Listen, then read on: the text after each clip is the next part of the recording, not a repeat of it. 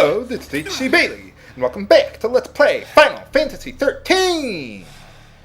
We're getting close to the end of Chapter 3, so it's cutscene time! How's it going there, Snow? Not doing too well with the digging, huh? Hey, maybe those guys will lend you a hand. Hey, alright! There we go! Nuts. They spotted us. We're screwed.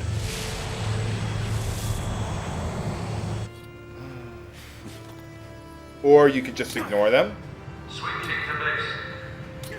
The C spot. I repeat, the C spot. Back away very slowly, or we will put another crater in your little moon.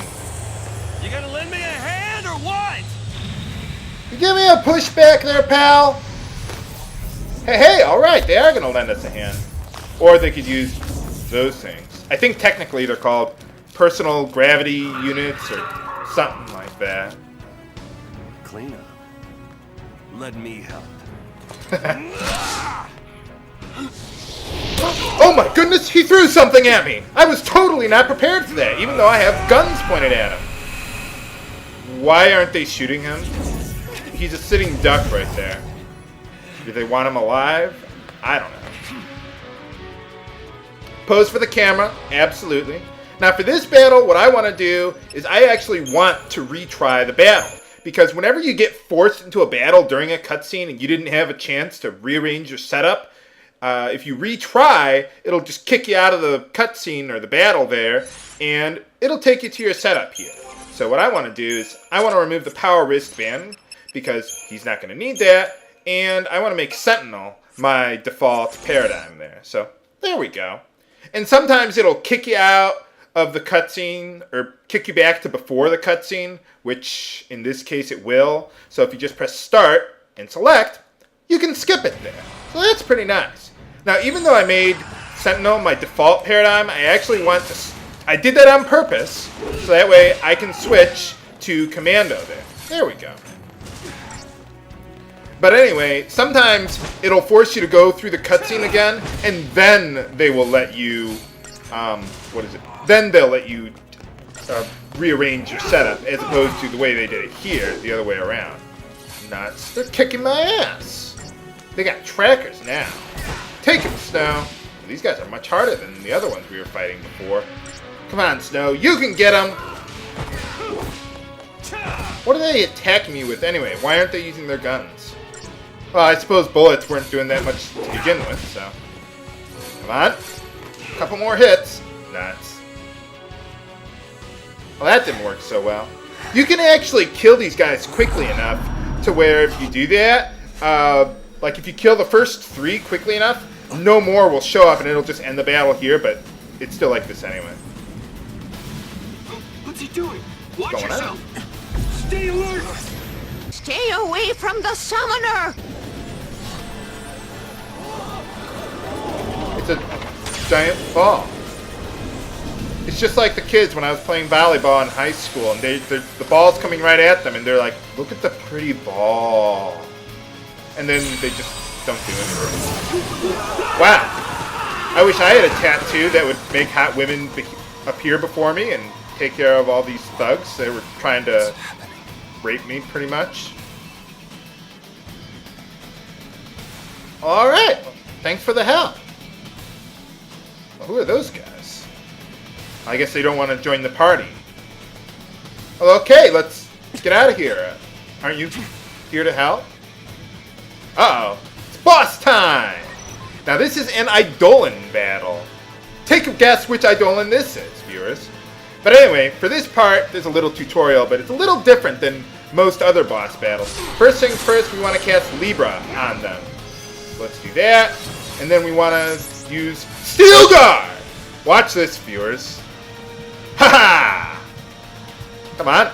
There we go. Now you see that little gestalt meter below her name there? That's what you want to do in this battle. They'll put a little doom counter over your head. But essentially what you want to do is you want to use STEELGUARD on her first 3 attacks, because that'll really boost the gestalt meter there. And once you get it up to full, that's pretty much the end of the battle there. So once Now, STEELGUARD only seems to work well on that 3-hit combo that she uses. So what I like to do is, once she's done with that 3-hit combo, then I switch to Ravager, so that way I can keep building the Gestalt meter, because if you look in the menu here, she also will yield to those who amass chain bonuses, which the Ravager will do. And for some reason, blocking her remaining attacks when it's only like a 2-hit combo with Sentinel, that doesn't seem to boost the Gestalt meter at all. So I'm just going to stick with Ravager here for now. And I'm not even going to bother with Frost Strike, but, you know, I'm just going with this. Okay, get one more in there.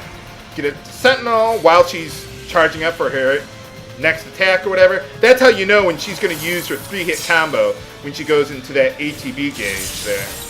Oh, almost there. Okay, switch back to Ravager and just keep on going. If you notice the other one there, she's healing me periodically, so I don't have to worry about that. I guess this is just like a test of your abilities or something like that. So, there we go. Come on, almost there. Got it! Now once you get the meter full, press the square button to activate Gestalt mode, and this happens. She becomes a motorcycle. The power is yours! She's a transformer! Well, that's not sexually suggestive at all, but okay, there we go. And for winning that battle, we get our first Eidolon, Shiva. There were 2 of them now, I guess. Nyx and I think the other one's called Steria or something like that. And when you get a new Eidolon, you get an extra ATB bar. So that's pretty nice. You can chain attacks a little better there. And by the way, whenever you get a new ATB bar... Sisters. Oh, okay, so they're twins. I gotta hand it to you for taking them down. I'll explain But the don't ATB gloat bars just later. yet. Might come a time you wish you'd let them end it. And made things easy. Why don't you have a gun like everyone else? Oh, hey. She was that girl at the bar there. From the flashback earlier. She must have been looking for him. He's a lessee. Take him. Nuts. Back off. Yeah, I took care of all your friends. You want to keep breathing? Shut up and come quiet. I don't think so. You could do that. Why does it always work so easily in movies? I mean, I've taken some pretty hard hits in my day. Bring her this way! Careful now! I don't know. Maybe it's part of the side benefits of the Bailey curse. You know, we don't fall unconscious easily. I can't remember ever falling unconscious, but I suppose I wouldn't if I had. They sent all those robots at us. Serah! Serah! Shut it. Well, why don't you have a spear like the girl? It's a nice looking Stand spear. down.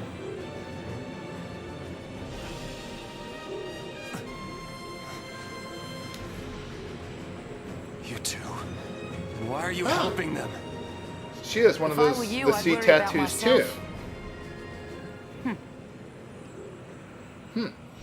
Maybe she's a traitor or a different kind of the sea. All right, we got the airship working. That was pretty easy. How did they catch us so quickly? I suppose. Well, I don't know. Well, we're out of here. Those are some pretty big airships. Give me that! What? Yeah, you don't know how to use a gun. I'm the only one who can use them. Did we get him? We got one of them. Great, kid. Don't get cocky. They're still behind us. Well, okay, Saz uses guns, but I mean, not cannons. Hey! I said stop! We can't stop. We have to slow down first. And apparently everyone in this game has pilot Got me, training. kid. Then let me. No, thank you. I mean, okay, Lightning, I could understand. You know, she's in the military. Like, Hope, I mean, he's barely old enough to have a driver's license, let alone fly a ship. Or whatever that thing he had earlier was. Motorbike. Still on us? Well, you didn't. You shot one of them. You didn't get all of them.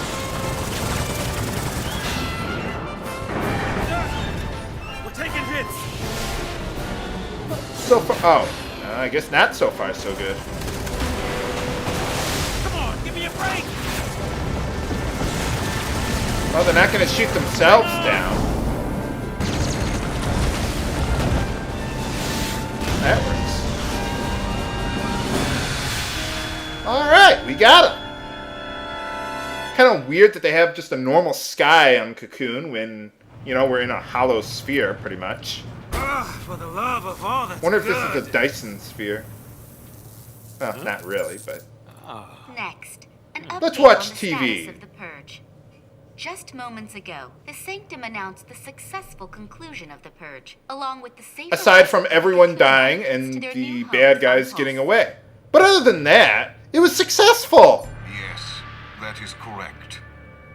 There's no denying the enormity of the strain the purge placed on us all. Oh, so he's the guy in charge, huh? But given the tens of millions of lives Yeah. at stake, there Yeah, really I know, was no viewers. alternative. He looks like the Primarch freaking Geisley Pope. stood by the move, stressing the I necessity know. of the relocation. I know.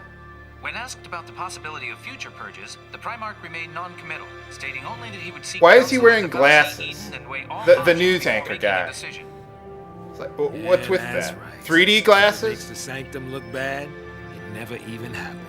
Ah, yeah. In all the That makes centuries sense. since the War of Transgression, Cocoon has been spared pulse aggression and prospered for it. So, It is essential then why are we that so afraid of maintain him? this peace. That is the Sanctum's focus. We will Kinda continue interesting that he uses employing that every word. resource available to combat these threats to the harmony of our society. Meaning, we'll be running for the rest of our lives. Hey, Mm-hmm. Is he still talking? who is this guy? Oh, yeah. Well, he's the guy in charge, apparently. What do they teach kids these days? He's Gallant Geisley, the Sanctum Primarch. Murderer-in-chief.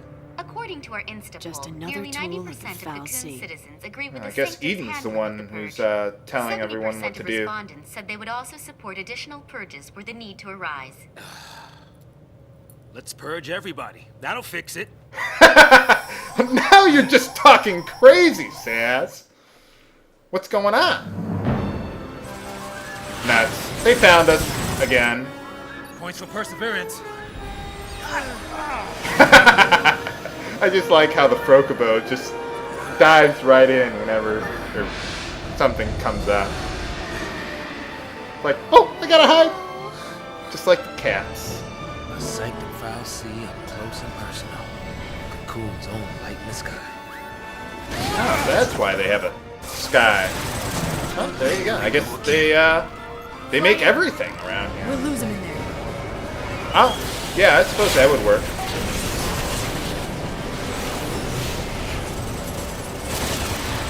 I'm trying to think of a line from Star Wars with the asteroids and everything like that.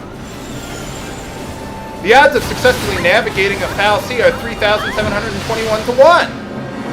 Or whatever number 3PO used. Nuts. We got hit. We're gonna crash. But can we survive?